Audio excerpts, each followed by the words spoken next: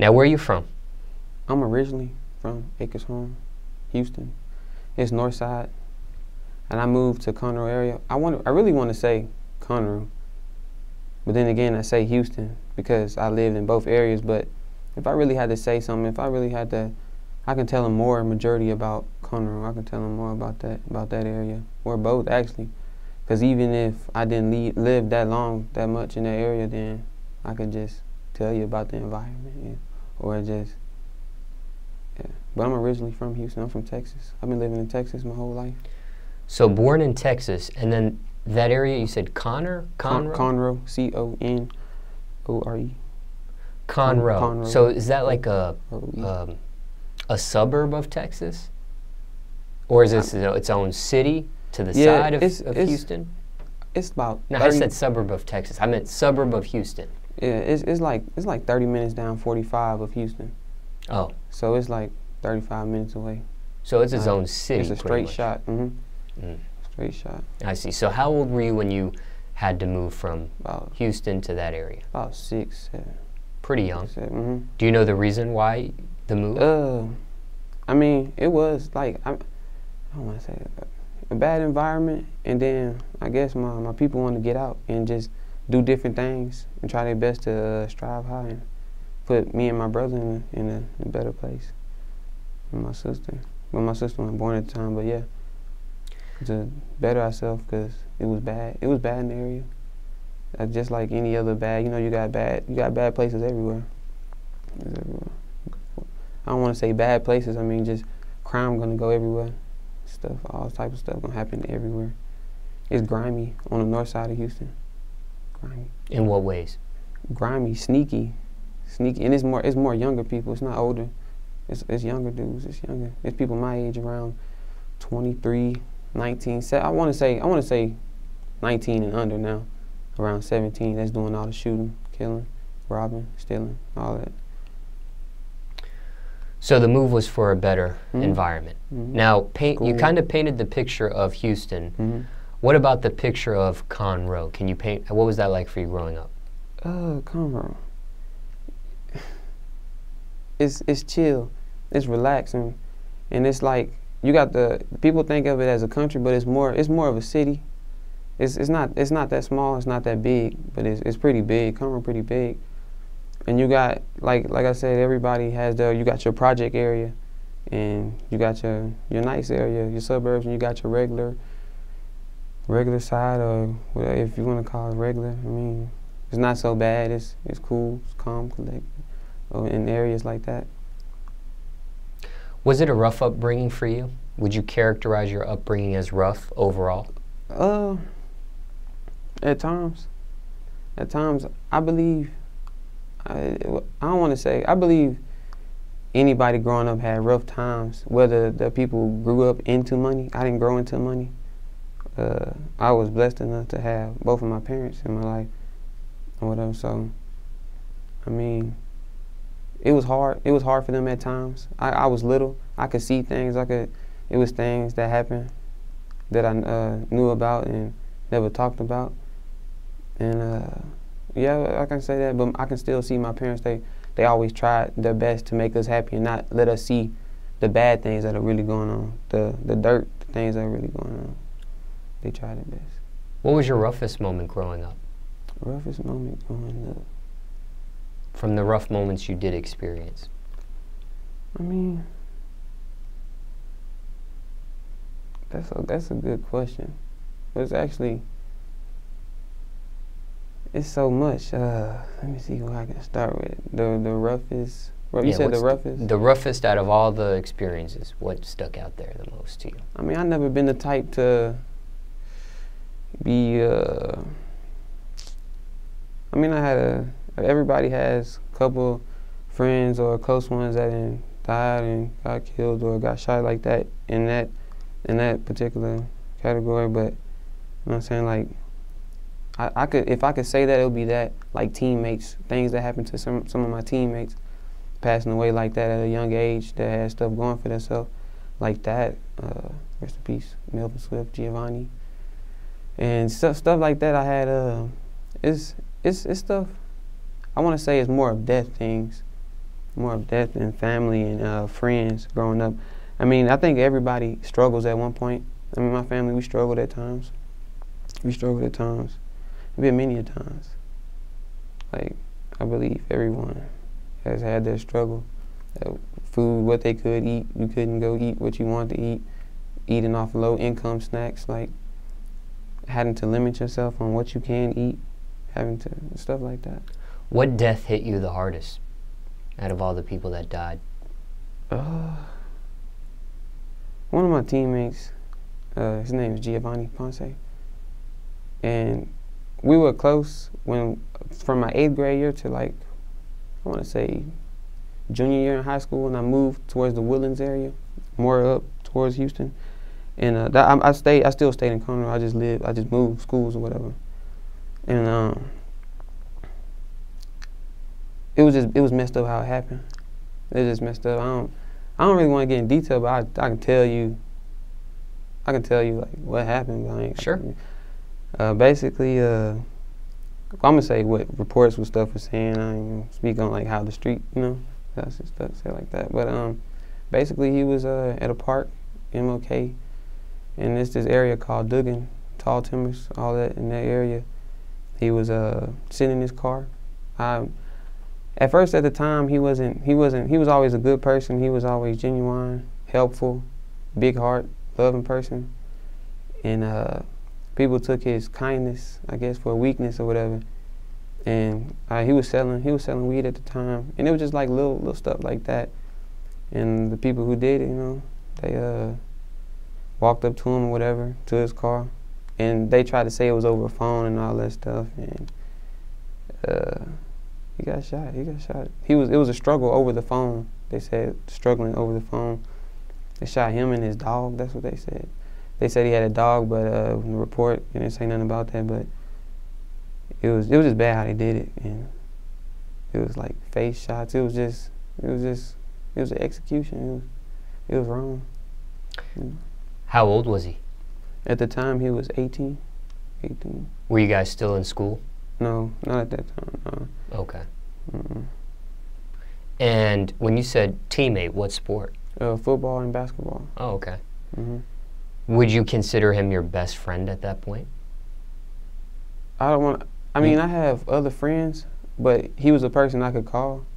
What you doing today? I'm making music today. I'm not going today. Stuff like that. He worked at a car wash. He'll let me know when you need a detail. I'll hook you up. Shit like that. But other than that, we wasn't really, we were close, but it wasn't like necessarily like, we branched off to our own things. Like when people graduate, everybody branch off to what they do. And I just always felt like everybody, like once you start as a freshman in high school, it's you got a bigger circle, and then when you go up and up and up, it just goes smaller and smaller.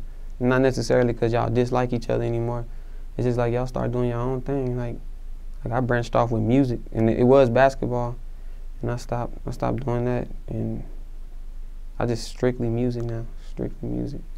You mentioned he was doing music as well? Oh, no, he wasn't doing music. I would tell him, like, he would know if I'm going to hoop, go play basketball and stuff like that, and I'd be like, nah, I'm doing music. How did you first hear about his passing? One of my friends, Deshaun Lowry, hit me up, called me yelling, saying Giovanni was shot. And I was just thinking, it felt fake. And it felt fake to where I couldn't feel the emotion.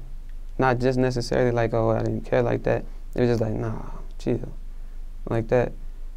And then I'm on my way to go to the crime scene because I wasn't that far from it. And my people was trying not to let me go. I went anyway. We all went. And I just seen they weren't letting people get that far. It was just like caution tape all around and everything. This happened in 2013. Shocked? Yeah. Now, he was already selling weed and doing stuff like that. People would look at that as like a street activity.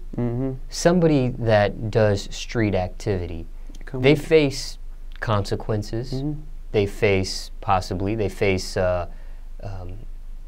violence. They face the possibility of incarceration, be it jail or prison, and they also can face possibly death as well. Right. Yeah. So being that somebody was already involved in street activity, any death is surprising, but the fact that he died, did that surprise you because he was already in street activity? Well, honestly, it surprised me because I knew the type of person he was. Oh. Like, if I believe they could have just took it. I don't know. I don't think it was a struggle. I think they just, did what they did. But, yeah. Did you go to the funeral? No. Why not? I can't. I don't like to go to funerals. Like, I have a younger cousin, Tariq. He can't do it either. I don't know if it's like my auntie. She passed away. I went. I can't do it. I'm not necessarily like I don't like to show emotion, but I show emotion, but it just bothers me. Once something like that happens, I think about it all the time. It's always in my mind. Like seeing somebody laying there in the casket. I can't look at stuff like that. Not as a weak stomach. It bothers me. What do you miss the most about him? Most about Giovanni? Laughing, happiness, loving, open arm, like helpful. You need something, I got you, bro. I got you. He was just helpful. He was helpful. Favorite memory of him? Favorite memory? I want to say when he played football, he was kind of bow-legged. He run funny, but he was super fast. He was fast. How did you cope with the death of him? I just stay to myself. Like when stuff like that happened to family members, friends, cousins, anybody in that category, same thing. I try to just chill. I just try to, like, dang, like, cause when I was growing up, I used to always be afraid of death. I used to always think about that. And when I go to sleep, I used to think about, like, what's gonna happen when I die? Like, I always prayed all that stuff, but I used to just wonder, like, what's gonna happen when I die? I don't want to die. Never. I don't want to die. I don't right now. I don't nobody want to die, but it's gonna happen eventually. But it's always been afraid of death. I like uplifting, happy shit. I like to be up, positive shit. Just like to be. Somebody watching this, maybe they're going through the death of a close friend. Mm-hmm.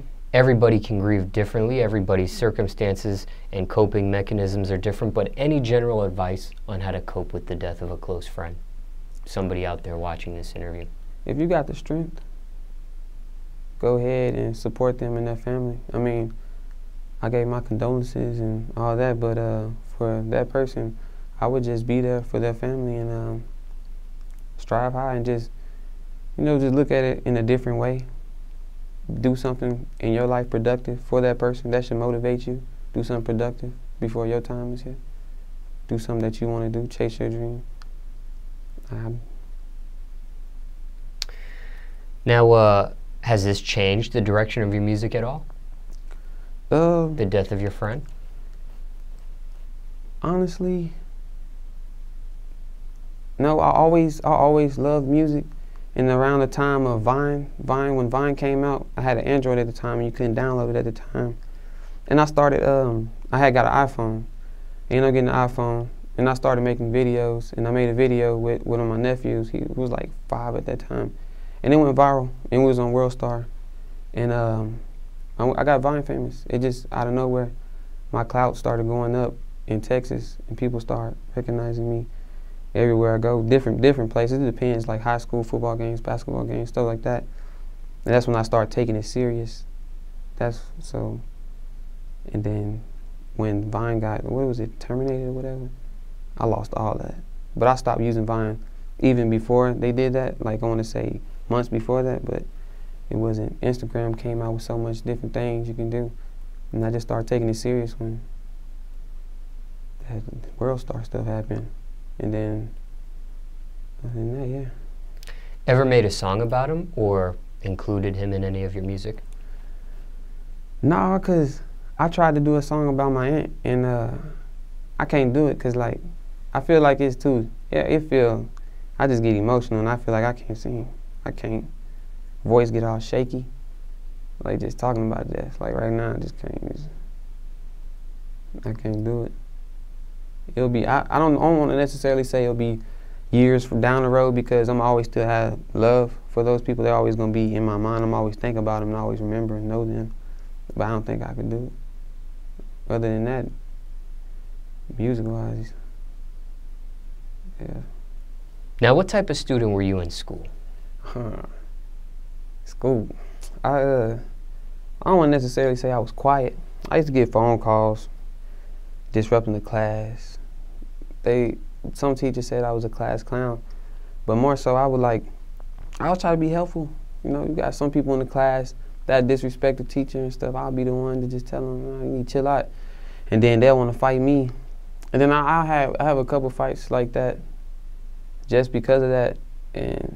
But regardless, I always try to stay out of trouble. I'm not even gonna lie. The only reason why I tried to stay out of trouble was because I was playing basketball. I just wanted to play basketball. I think that's the only thing that kept me in school was basketball. And so other than that, I feel like I tried to be good. Teachers used to get on to me because I would come to school with no pen, no backpack or anything. I would have my basketball stuff in my locker in athletics, but other than that, I didn't bring nothing. And if I did bring a backpack, I'll keep it on my back, and they'll ask me, "You must want to leave." And I'm like, "Yeah." Other than that, I tried to be cool. Good enough to get a athletic scholarship with the basketball skills, or no? I got letters. I had partial scholarship. I had a school, junior college, Temple Junior College. They tried to give me one, but I didn't want to take it because I'm gonna just be honest.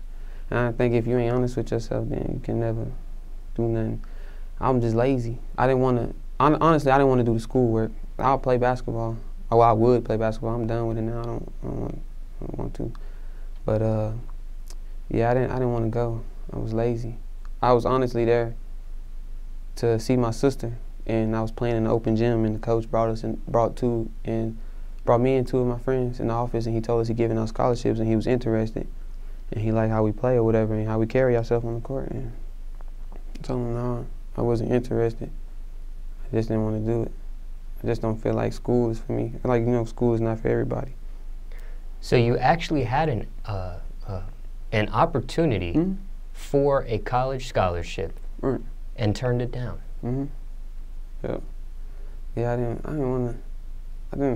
like it.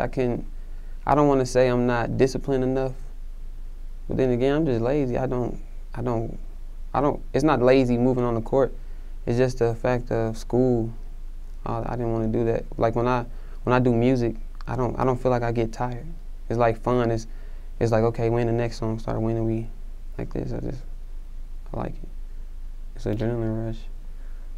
Looking back at yourself and your decision making, obviously the past is the past. But if you could do it all over again, do you believe you made the right decision, or do you wish you would have taken that academic scholarship and went with it?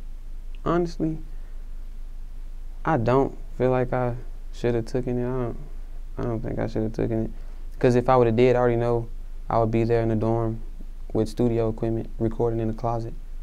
And I'd be staying up all night, throughout the night, 6 o'clock in the morning, having to be in class around 8 or 7, and I'll just be going to sleep at 7 from recording. I just couldn't do it. And not even just the music thing, I couldn't see myself just in school at the time. I mean, I knew I was gonna always graduate and get a diploma, but other than college, I just felt like I couldn't. It's not for me.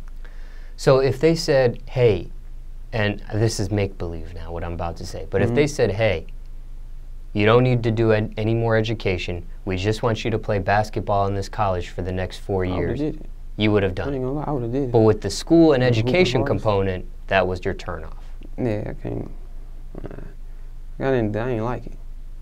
And then people always say, like, yeah, when you leave somewhere, wherever you from or the area you live in, it's not going nowhere. Yeah, you're right, but it ain't nothing like being around where you like to be every day and do what you like to do. But then again, I actually think it take guts.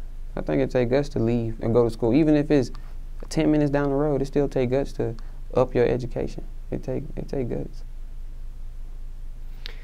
Now, were you singing in school? How young? What grade? I mean, my mom, she did her DJ thing, and like, I used to always hear my dad like listen to like Keith Sweat when I was around the age of, I want to say, I don't remember the age, I was like 7th grade, so it was probably like 13, 12. I used to always hear that, I used to always want to sing, and I heard like Pretty Ricky, Ty Dolla $ign when I started getting older, Pleasure P mainly, and stuff like that, and I just wanted to sing. And I started trying it, and then people started telling me, sound look good, like that, and I was like, oh shit, for real, and I started doing it more. And I remember I had a go-kart at the time, little Yerf Dog go-kart, and I told my mom I want to build me a studio. She was like, well, sell your go-kart, get it on your own. If you want to do it, you gotta do it yourself or whatever. But she always been supportive and helped me. But I started there. I sold my go-kart or whatever. I got the money for that, and I started with a keyboard. I don't know why I bought a damn keyboard. I just thought I was gonna make beats, and I didn't know what to get.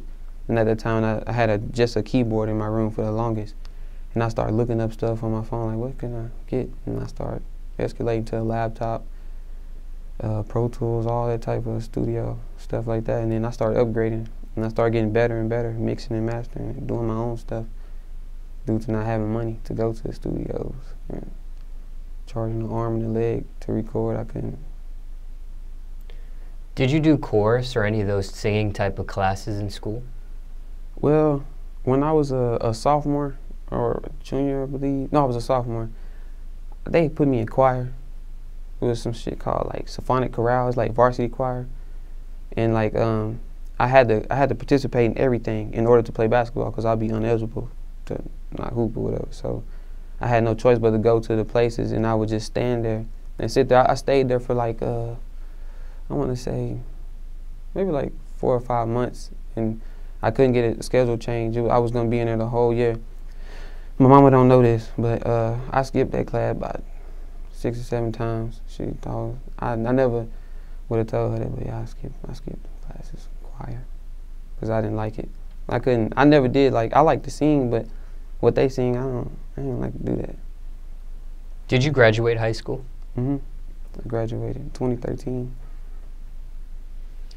And after that, did you take the music career choice seriously right after high school was done, or was there stuff going on in between in your life between after high school ended for you, graduation, and you took music serious? Well, I know my parents wanted me to go to school, and I know my sister, she was going to school. I was like, I gotta be a little big brother to her. But I had an older brother, he didn't go to school, so shit. But then again, I was like, I can't be like him. I'm gonna go to school. I didn't want to, but I said I'm gonna do it just to make them happy. They should be like, oh, my son went to college, like that. And I said, I'm gonna go to college. And I applied, everything, stuff like that, got accepted into schools. And I was like, nah, I don't wanna go. And I changed my mind, stopped. I was like a Lone Star Tomball, it's like community college. I even applied there. And I was supposed to like go to orientation and all that, get my financial aid.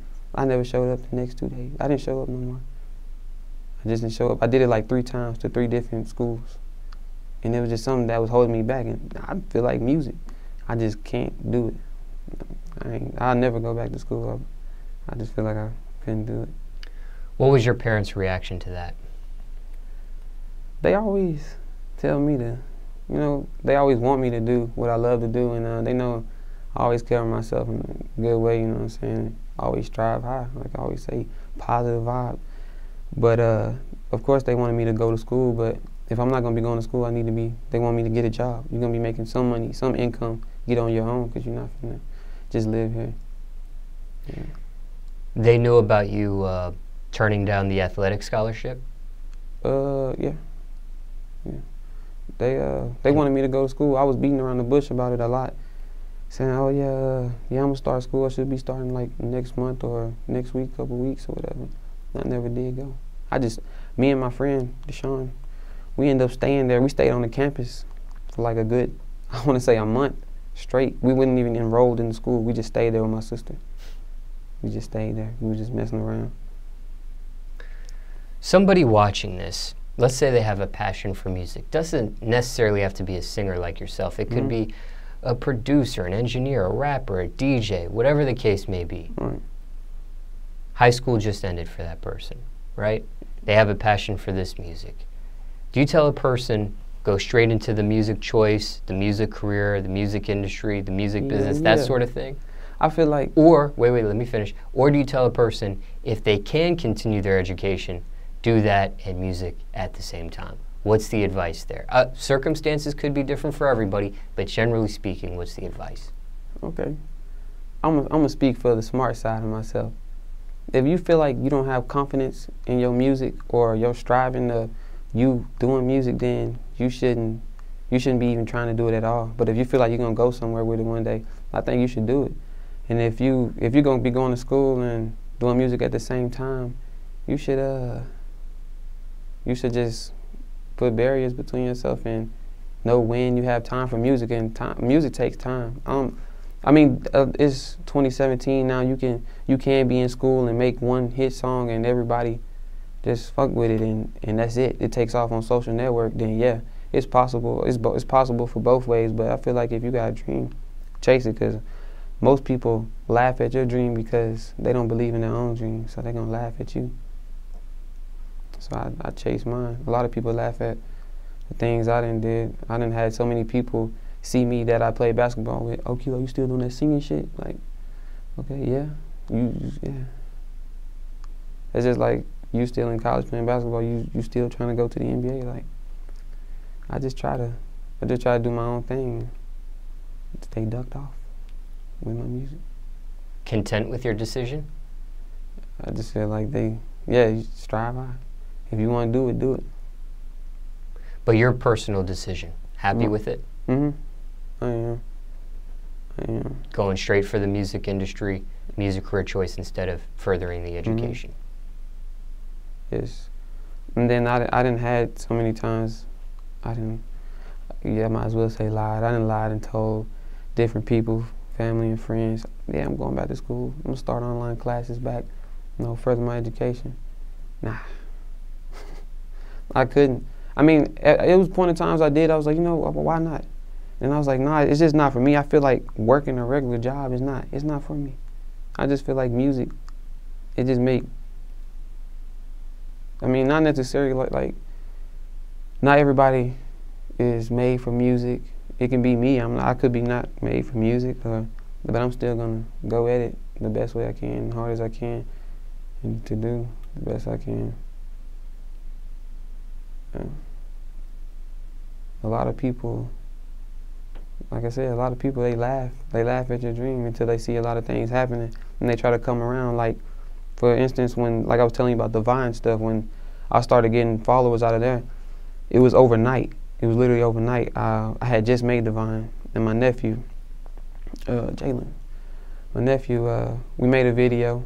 We were just freestyling on the keyboard, playing or whatever, and he said something, it was catchy. And he was only like 4 years old or whatever. And it just blew up overnight. I woke up with like 3K followers or whatever, and it was like 10,000 revines or whatever. And then later that afternoon, I had like 10K already, then it went up to like 22K. It was moving fast.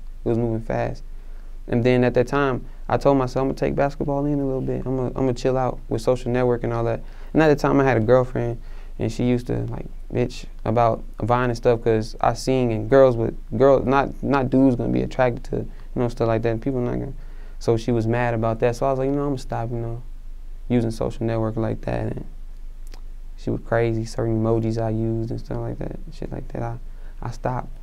And then my fan base, I don't want to say it went down. My fan base didn't go down. It's just I wasn't active anymore, and I wasn't getting the support that I was when I first started. But once I started getting back the love that I was getting, that's when Vine terminated. And that was it. And I had already stopped using it for a little bit, but I still started building that clout up. And then recently on Instagram, I want to say like 3 months ago, I had like 5K. And then stuff started going up more. It's just going up more and more. I've been having a lot of people hit me up asking for features or whatever. And honestly, I love music, so if somebody send me something and I like it, I'm just gonna do it. I'm not gonna charge. I do it because I love to do it. But then also, like I said, like you said, if I don't want to go to school, am I going to take this full industry or whatever? Then I need to eat off of it then. And then some people, if I don't like it, I'll charge them like that. So basically, I've been doing my music stuff basically on my own.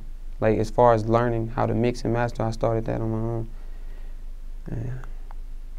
But I had help with certain equipment or whatever. I had help. So I can't really say necessarily I did that on my own.